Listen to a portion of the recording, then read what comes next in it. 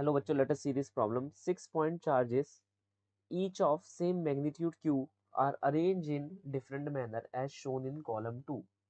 In each case, point M and line PQ passing through M are shown. Let E be the electric field and V be the electric potential at M. Potential at infinity is 0 due to the given charge distribution when it is at rest. Now the whole system is being rotated with a constant angular velocity about the line PQ. Let B be the magnetic field at M and mu be the magnetic moment of the system in this condition. Assuming each rotating charge to be equivalent of a steady current, we have to match all these things. देखो हमें यहाँ match करना है और basically simple situation उसने दे रखी है कि PQ एक लाइन है, ये लाइन PQ है, इस पे चार्जेस ऐसे अरेंज मिलेंगे आपको हर एक केस में. फिर अलोंग दिस लाइन PQ, इस PQ की लाइन के अबाउट मैं इस पूरे के पूरे सिस्टम को गोल गोल घुमाना शुरू कर दूंगा, जिसकी वजह से चार्ज डायनेमिक्स में आ जाएंगे, मोशन करेंगे कांस्टेंट वेलोसिटी से और क्या करेंगे, करंट डेवलप करेंगे फॉर ऑब्वियस रीजंस. ये बताना है कि क्या क्या सिचुएशन यहाँ पर बन सकती है, क्या क्या करेक्ट है. और हमें ये बड़ा ध्यान में रखना है कि यहाँ पर याद रखना है कि सिर्फ और सिर्फ एक कॉलम किसी एक दूसरे कॉलम से मैच नहीं होगा, क्या पता वो मल्टीपल कॉलम से भी मैच हो जाए. जैसे मैं पहले को ही लेकर देखता हूँ, वो क्या कह रहा है कि भाई हमारी जो इलेक्ट्रिक फील्ड है वो 0 है, इलेक्ट्रिक फील्ड 0 आए एम पॉइंट पर. तो यहाँ पर हम चेक कर लेते हैं कि किस किस में 0 आएगी. देखो सिमेट्रिसिटी प्रॉब्लम से मैं पहला की कंसेप्ट डिस्कस करता हूँ. सिमेट्रिसिटी प्रॉब्लम, सिमेट्रिसिटी प्रॉब्लम ये है कि जैसे फॉर एग्जांपल आपके पास एक सर्कल है, circle positively charge circle, positively charge circle. अगर मैं इसको 4 भागों में बांट दूं, दैट इज मैं ये कह दूं इसका सेंटर क्या है, ओरिजिन है, तो यहाँ पर नेट इलेक्ट्रिक फील्ड आपकी 0 आएगी, क्योंकि ये वाला जो पार्ट है वो सेम इस ये वाले पार्ट की तरह है और आपस में एक दूसरे पर इलेक्ट्रिक फील्ड लगा रहे हैं, ऐसे आपस में क्या कर रहे हैं, नेगेट कर रहे हैं. सिमिलरली ये वाला जो पार्ट है, ये वाला, ये दोनों आपस में लड़ाई कर रहे हैं, इलेक्ट्रिक फील्ड लगा रहे हैं और आपस में एक दूसरे को नेगेट कर रहे हैं. तो मैं ये कह सकता हूँ कि equal and opposite electric field लगने के कारण at the centre of the symmetry answer क्या आएगा, इलेक्ट्रिक फील्ड का 0 आएगा. अगर मैं इस वाले को देखता हूँ, पहले वाले को देखता हूँ इस पर्टिकुलर प्रिंसिपल से, तो देखो पॉजिटिव चार्ज, एक पॉजिटिव चार्ज यहाँ है, एक पॉजिटिव चार्ज यहाँ है. अब इनका तो कोई उल्टा चार्ज है नहीं, है ना, पॉजिटिव का यहाँ पर कोई काउंटर पार्ट है नहीं कि एक पॉजिटिव का एक पॉजिटिव हो. लेकिन लेकिन लेकिन यहाँ ध्यान से देखो, ये वाला पॉजिटिव चार्ज फोर्स लगा रहा है एफ इस तरफ, या कह लो इलेक्ट्रिक फील्ड लगा रहा है इस तरफ. सिमिलरली ये वाला भी लगा रहा है, सिमिलरली ये वाला भी लगा रहा है. अब यहाँ पर अगर हम देखें तो ये एंगल कितना बन जाएगा हमारा, 120 डिग्री का. मानते नहीं मानते, 120 डिग्री का एंगल बन गया. अब यहाँ पर हमने एक लाइन मार दी, मैंने किया ये इलेक्ट्रिक फील्ड ई है, ये ई है, ये ई है, ये 120 डिग्री का एंगल है. तो यहाँ पर ये जो इलेक्ट्रिक फील्ड, इन दोनों की वजह से नेट इलेक्ट्रिक फील्ड यहाँ पर निकल कर आएगी, इन दोनों की वजह से नेट इलेक्ट्रिक फील्ड वो इस वाली इलेक्ट्रिक फील्ड को बैलेंस आउट कर देगी. ओके, क्योंकि देखो तीनों के तीनों सेम डिस्टेंस दूरी पर है, तो इलेक्ट्रिक फील्ड मैं लिख सकता हूँ के क्यू अपॉन आर स्क्वायर, दूरी सेम है. अगर मैं इन दोनों की रिजल्टेंट इलेक्ट्रिक फील्ड निकालूं, वो कितनी होगी, e square 2 times of e into cos of 120 degree, तो वो भी कितनी निकल कर आएगी, ई निकल कर आएगी. तो ये और ये आपस में क्या हो जाएंगे, बैलेंस हो जाएंगे और आपस में नेगेट हो जाएंगे. तो मतलब अगर पॉजिटिव वाले नेगेट हो रहे हैं तो नेगेटिव वाले क्या कर सकते हैं, नेगेटिव वालों का भी सेम सिनेरियो चल रहा है, बस नेचर ऑफ द चार्ज अलग है, सिनेरियो सेम है. तो यहाँ पर ई के लिए ए का कहना बिल्कुल करेक्ट ऑप्शन होगा. ठीक है, ई कहाँ पर 0 हो रहा है, ए पार्ट में 0 होता हुआ हमें नजर आ रहा है. क्या वो बी पार्ट में 0 हो सकता है, चेक करना पड़ेगा. ये रहा पॉइंट एम. देखो ये अपनी तरफ खींचेगा, ये इसे देगा, फिर यहाँ पर देखो ये इसे देगा, ये अपनी तरफ खींचेगा. अगर तुम इन दोनों को ही ले लो, मतलब ये नेगेटिव वाला और ये पॉजिटिव वाला, इनकी वजह से इलेक्ट्रिक फील्ड इस तरफ आ रही है और इन दोनों की वजह से ये वाला और ये वाला इलेक्ट्रिक फील्ड इस तरफ आ रही है. अगर इन दोनों को ही देखो तो इलेक्ट्रिक फील्ड अपोजिट है लेकिन इक्वल नहीं है, ऑब्वियसली वो इक्वल नहीं है. From the formula also. तो मैं ये कह सकता हूँ यहाँ पर एक नॉन जीरो तो आएगी ही आएगी, तो ये तो बिल्कुल ही नहीं है। सी को देखो, सी में क्या रखा है, charges are placed on the two coplanar insulating ring at equal interval. जब उसने कह दिया ना इक्वल इंटरवल, तो उसने यही केस वापस बना दिया, यही वाला केस यहाँ पर भी उसने बना दिया। क्यों? यहाँ पर ये वाला और ये वाला चार्ज सेम वही ट्राइपॉड बनाएगा जो पहले बन रहा था। अब यहाँ पर डायग्राम में तुम्हें नहीं दिख रहा, वो एक बात अलग है, लेकिन ये सेम वही सिनेरियो चल रहा है। ये रही इसकी इलेक्ट्रिक फील्ड, ये रही इसकी इलेक्ट्रिक फील्ड, ये रही इसकी इलेक्ट्रिक फील्ड, हो गए नेगेट, जीरो आ जाएगा आंसर। सिमिलरली नेगेटिव वाले को भी देख लो, उनका भी क्या हो जाएगा, नेगेट कर जाएगा, है ना। अब इसका तो डायग्राम में दिख रहा है, लेकिन पॉजिटिव का नहीं दिख रहा, लेकिन उसने कहा है कि भाई इक्वल डिस्टेंस पर है, तो बिल्कुल सेम ऐसा ही बन गया सिनेरियो जहाँ, ठीक है। तो इसलिए मैं ये कह सकता हूँ ये सिनेरियो भी इसी सिनेरियो के इक्विवेलेंट है, और बाय द सिमेट्री आंसर क्या आएगा, जीरो आएगा।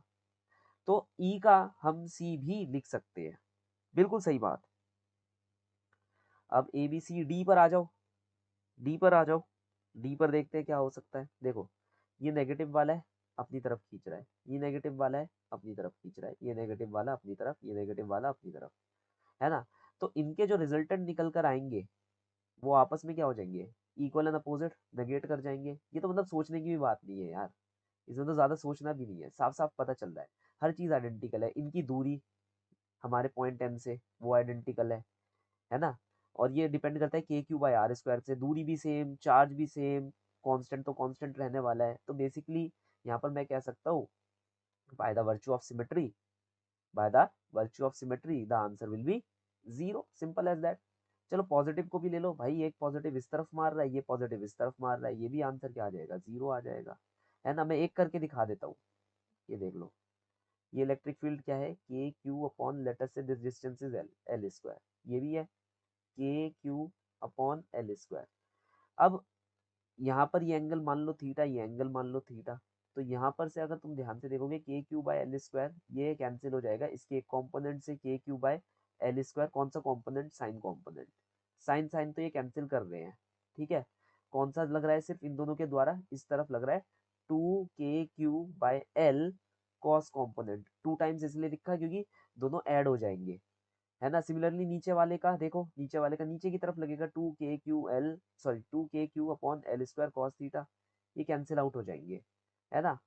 तो ये वाला और ये वाला कैंसिल आउट हो जाएगा, तो मैं डायरेक्टली कह सकता हूँ कि हाँ, डी भी एक बिल्कुल ही करेक्ट ऑप्शन है। मतलब इसमें ज्यादा कैलकुलेट नहीं करना, मैं तो तुम्हें करके दिखा रहा हूँ, ज्यादा कैलकुलेट करना नहीं है, फटाफट से वहां आंसर क्लिक आउट होना चाहिए, ठीक है। इस वाले को देखो, ये वाला पॉजिटिव चार्ज है, ये यहाँ लगाएगा, और ये वाला नेगेटिव चार्ज है, इसे ले लेगा अपनी तरफ। तो यहाँ पर तो पहले में ही नॉन जीरो आ रहा है, तो फायदा ही क्या यहाँ पर लगाने का। या तो डायरेक्टली हमें एक पहला ही पेयर जो दिख रहा है, नॉन जीरो पेयर दिख रहा है, चलो जाने दो इसे भी एक पल के लिए, इसे देखते हैं हम। ये वाले ने इस तरफ लगाई, ये वाले ने इस तरफ लगाई, तो as a whole electric field किस तरफ लग रही है, एज अ होल इसकी वजह से देखा जाए तो यहाँ पर इस डायरेक्शन में आ रही है, इसकी वजह से देखा जाए यहाँ इस डायरेक्शन में आ रही है। फिर इसका अगर ऊपर की तरफ मैं खोलूंगा, मतलब इस वर्टिकल लाइन पर खोलूंगा, तो ऐसे ऊपर की तरफ भी दिख रही है, इसका अगर मैं खोलूंगा इसकी नीचे की तरफ दिख रही है। तो देखा जाए भले ही ये वर्टिकल में आपस में नेगेट कर रहे हैं, लेकिन यार एक्स डायरेक्शन का क्या, उस डायरेक्शन में तो आ रही है ना, ऐड होकर आ रही है। तो मतलब पहली पेयर की वजह से आ गई यहाँ पर, तो पहले पेयर की वजह से इलेक्ट्रिक फील्ड आ गई। दूसरे पेयर का भी देख लो, ये वाली और ये वाली सेम सिनेरियो रहने वाला है इनका भी। और तीसरे पेयर का भी देख लो, सेम सिनेरियो रहने वाला है, कुछ भी चेंज नहीं होने वाला। जो पहले पेयर का सिनेरियो था वही सेकंड और थर्ड पेयर का भी रहने वाला है, कुछ चेंज नहीं होने वाला। दोनों की वजह से देख लो, इलेक्ट्रिक फील्ड इसी डायरेक्शन में आएगी, इसी डायरेक्शन में, तो नेट इलेक्ट्रिक फील्ड आ ही इसी डायरेक्शन में रही है। तो मैं कह सकता हूँ कि यहाँ पर तो जीरो नहीं हो रही, तो ये भी केस नहीं हो सकता। आगे की तरफ हम डिस्कस करना शुरू करते हैं, कह रहे पोटेंशियल जीरो हो जाए। यार साफ सीधी सी बात है, पोटेंशियल सिर्फ उसी में जीरो होता है। पोटेंशियल का फॉर्मूला क्या होता है, अगर मैं की कंसेप्ट पे जाऊँ, पोटेंशियल का फॉर्मूला होता है के क्यू बाय आर। पोटेंशियल सिर्फ तभी जीरो होगा जब के भी सेम हो, आर भी सेम हो और क्यू सेम हो, लेकिन डायरेक्शन अपोजिट हो। डायरेक्शन क्या हो, अपोजिट हो। जैसे अगर पहले वाला देखो, यहाँ पर ए पार्ट को देखो, ए पार्ट को, ए पार्ट में अगर हम पॉइंट एम पर है, कंडीशन दे रखी है पोटेंशियल जीरो ना हो, एम पर हो तुम, एम पर सारे के सारे चार्जेस सेम डिस्टेंस पर है, लेटर से ए पर, सारे के सारे। तो ये वाला इससे नेगेट हो जाएगा, खत्म हो जाएगा, ये वाला इससे कट जाएगा, ये वाला इससे कट जाएगा। क्यों, equal and opposite pair of charges यहाँ पर पहले से ही प्रेजेंट है, तो यहाँ पर पोटेंशियल क्या आ रहा है, जीरो आ रहा है। अगर नहीं समझ आया तो मैं लिखकर एक बार बता देता हूँ, है ना। Net potential at the centre क्या होगा, इस वाले चार्ज की वजह से के क्यू अपॉन ए, मान लो इसकी दूरी यहाँ से ए है, सबकी दूरी ए है, दूसरे वाले की वजह से क्या होगा, माइनस के क्यू अपॉन ए। ऐसे ही यहाँ पर कितने पॉजिटिव चार्ज है, एक दो तीन, तीन पॉजिटिव चार्ज है और तीन नेगेटिव चार्ज है, तो आंसर कितना आ रहा है, जीरो। Simple as that. अब देखो यहाँ पर भी देखो, जोड़ियां बन रही है पॉजिटिव नेगेटिव की, और सेम अपोजिट डिस्टेंस पर भी है। ये देखो, ये एक नेगेटिव, ये एक पॉजिटिव, अपोजिट डिस्टेंस पर है। ये एक नेगेटिव, ये एक पॉजिटिव, सेम डिस्टेंस पर अपोजिट चार्जेस रखे हुए हैं, तो यहाँ पर जो हमारी नेट वी आएगी वो क्या आ जाएगी, फिर से जीरो आ जाएगी। ये भी हमें नहीं सोचना। सी को देखते हैं, क्या सी पर जीरो हो सकती है। देखो यहाँ अगर देखा जाए, ये तीन जोड़ी पॉजिटिव चार्ज बिल्कुल ही एक अलग रेडियस पर है, बिल्कुल एक अलग रेडियस पर है, ये R2 रेडियस है, R2 रेडियस, और तीन जोड़ी नेगेटिव चार्ज R1 रेडियस पर है।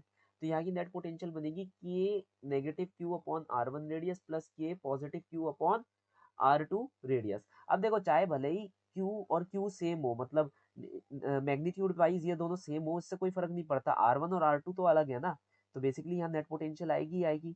तो मैं ये कह सकता हूँ कि इसके लिए सी ऑप्शन हमारा करेक्ट ऑप्शन है। डी ऑप्शन को देख लो, यहाँ पर पहले ही हमें पता चल गया कि नेगेटिव चार्ज डोमिनेट कर रहे हैं, ज्यादा नंबर ऑफ नेगेटिव चार्ज है और कम नंबर ऑफ पॉजिटिव चार्ज है, हाँ या ना। ठीक है, तो जब ज्यादा नंबर ऑफ नेगेटिव चार्ज है, तो फॉर ऑब्वियस रीजंस यहाँ पर क्या आएगा, नेट आंसर यहाँ पर आ ही जाएगा। अंदाजा लगाकर भी हम बता सकते हैं, जरूरी नहीं एनालिटिकली निकाले। साथ ही साथ ये भी याद रखो, इन सब की जो डिफरेंस है, मतलब पॉजिटिव और नेगेटिव चार्ज का जो डिफरेंस है इस पॉइंट एम से, वो अलग है भाई। इसकी लंबाई, इसकी लेंथ ज्यादा है, इसकी लेंथ कम है, इसका डिस्टेंस ज्यादा है, इसकी डिस्टेंस कम है, हाँ या ना। तो अगर हम टोटल पोटेंशियल लिखे, तो ये जो पॉजिटिव वाले चार्जेस की वजह से पोटेंशियल थोड़ा सा कम आएगा, लेकिन ऐसा नहीं होगा कि वो जीरो हो जाएगा। तो हम कह सकते हैं कि हाँ यार, डी वाला भी बिल्कुल सही ऑप्शन है।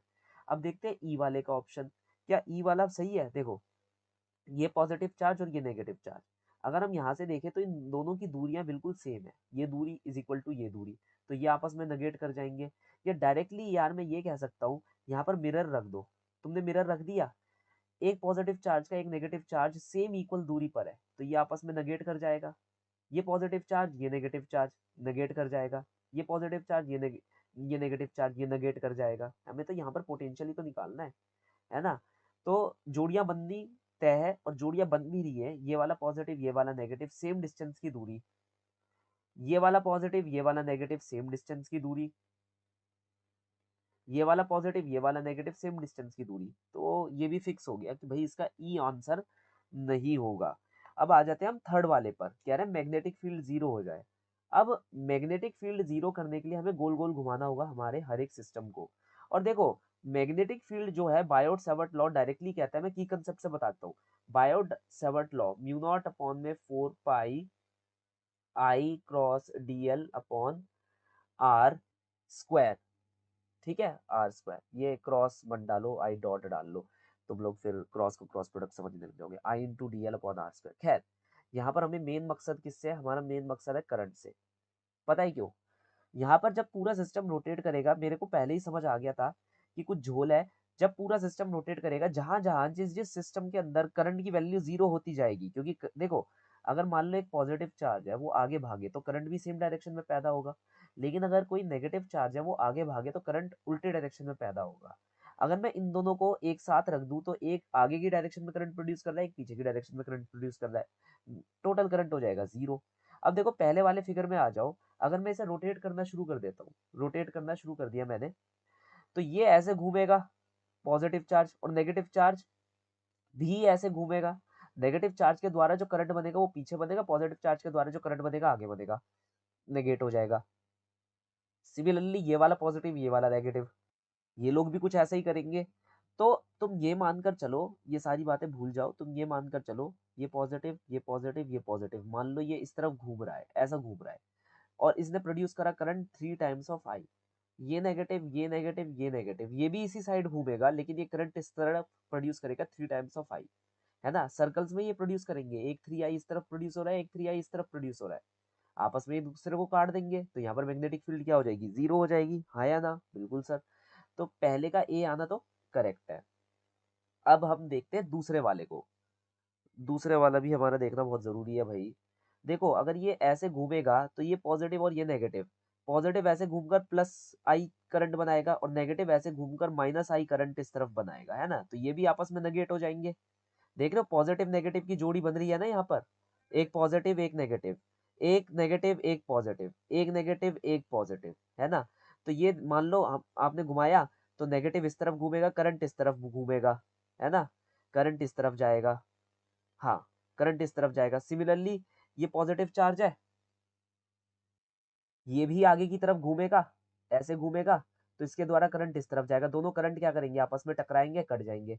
या डायरेक्टली यार सिंपल सी बात है, ये कह दो कि इस जगह पर नेट नेट चार्ज कितना है, नेट चार्ज कितना है, plus minus zero, that's it.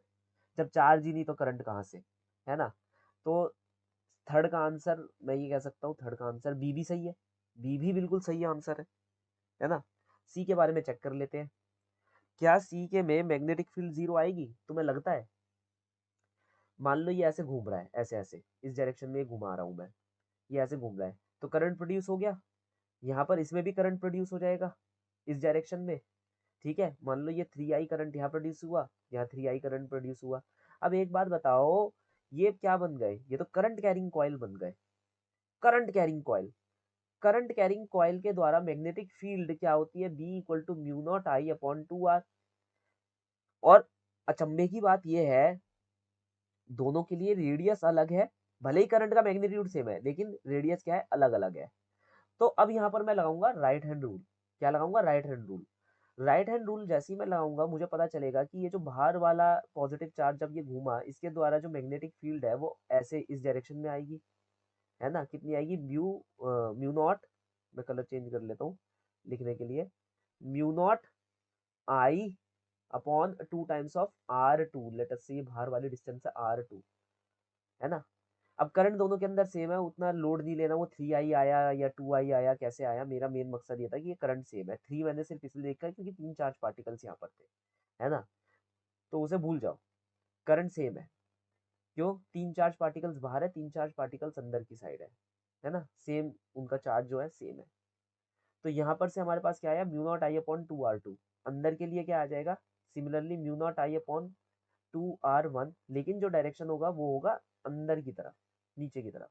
देखो अब हमें एक चीज पता है कि R2 R1 से ग्रेटर है, that is magnetic field of 2 magnetic field of 1 से लेस देन होगी, तो एक नॉन जीरो आंसर आएगा जो कि इस डायरेक्शन में होगा। तो मतलब ये तो बिल्कुल ही इनकरेक्ट ऑप्शन है हमारे इस कैंडिडेट के लिए, है ना। अब हमारे पास आ जाता है हमारा डी, डी वाला, नेगेटिव नेगेटिव।